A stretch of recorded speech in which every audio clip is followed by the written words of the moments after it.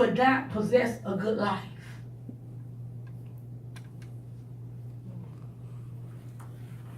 Did y'all see that? And listen to what he said. Because I'm telling you, we're dealing with a spiritual realm. Listen to what he said. I call heaven and earth as witnesses against you today that I have set before you life and death, blessings and curses. Choose life so that your descendants may live. Love the Lord your God, obey him, and remain faithful to him. For he is your life, and he will prolong your life in the land the Lord your God have given to your fathers. So in other words, God said, I don't call heaven to pay attention, and I don't call earth to pay attention to what you speak. Earth is your witness.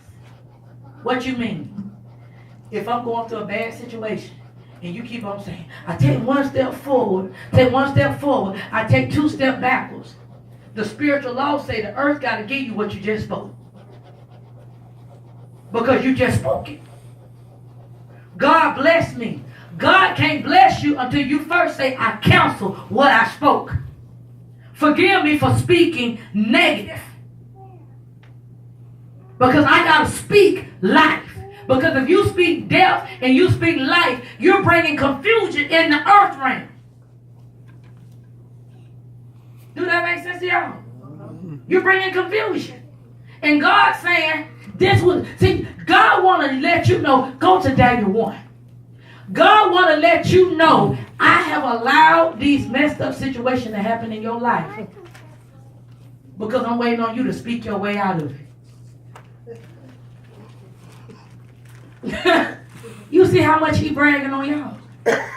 He's saying because you say, oh, it's too hard. You saying, I don't think I can do it. And God saying, I'm showing you that I'm gonna allow the enemy to put you in messed up situations. You got a messed up mama, daddy. You got a messed up upbringing. Because I want to let you know that I put my word on this earth for you to speak the word. And when you believe it, you're going to see that your words are going to cause your life to change.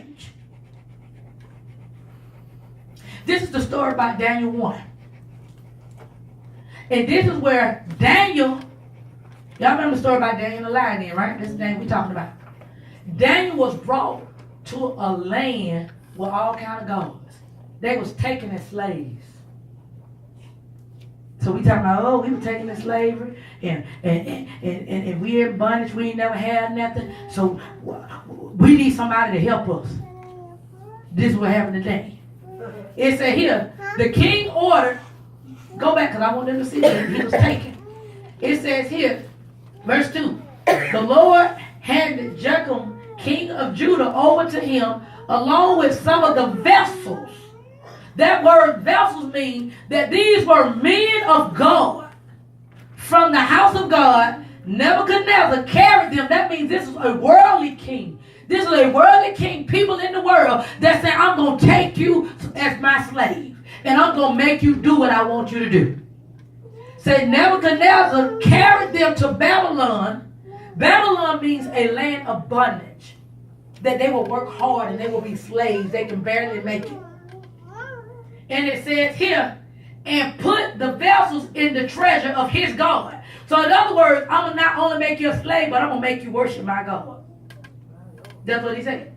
The king ordered Ashpenaz, the chief of his officials, to bring some of the Israelites from the royal family and from the nobility, young men without any, listen what he's saying, even the people of the world want the best. Say, the king wanted the children, he wanted God's children, the one that looked good. That's what he said.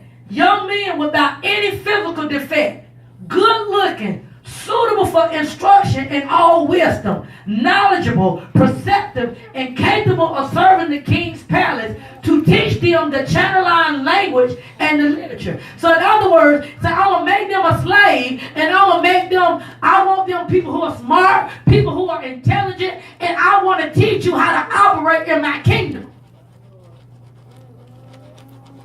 Let me show you this. Do you not know the devil have did this to us? We were brought on this earth to be a king for God And the devil have allowed us to be brought up in dysfunctional homes, people fussing and fighting, people stealing, killing, doing drug, prostitute. And we was born into that, and we grew up and did the same thing. See how we were born into it? And the devil said, I'm going to make you do this. That's the same thing what happened to them. I'm trying to paint the picture.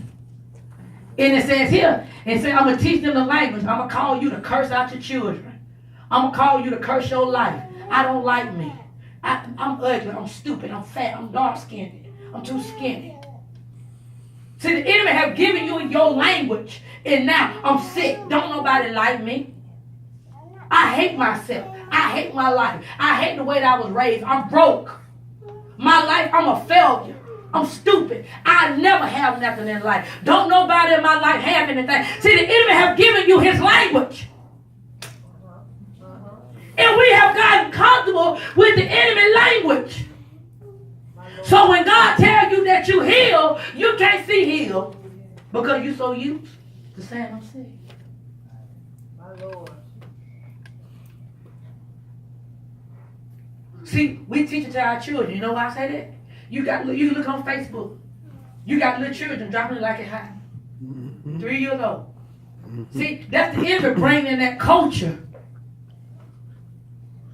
to say this little girl gonna be in bondage for the devil.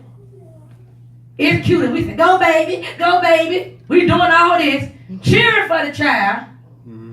You thinking about it's a dance, not understanding as she's shaking. You sit up here telling her she opened up the door to be a stripper. She opened up the door to make people look at her body because she's going to be dealing with low self-esteem because when nobody don't look at her normally, she don't like that. But she looking at the attention when somebody don't like this, you telling her that she got to show her body in order for somebody to want her.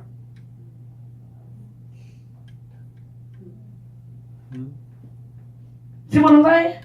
The enemy is making us learn his language. Because he's re-imaging you to say, this is how we are. Right. So that's what he told Daniel. Said the king assigned them daily provision from the royal food. So even the king even said, I want you to eat my food. The enemy got us that we don't even want to eat healthy. We don't even want to exercise. Me too. I love fried chicken. Oh, help me, Jesus. I dare Jesus help me now. And I don't want no baked fish.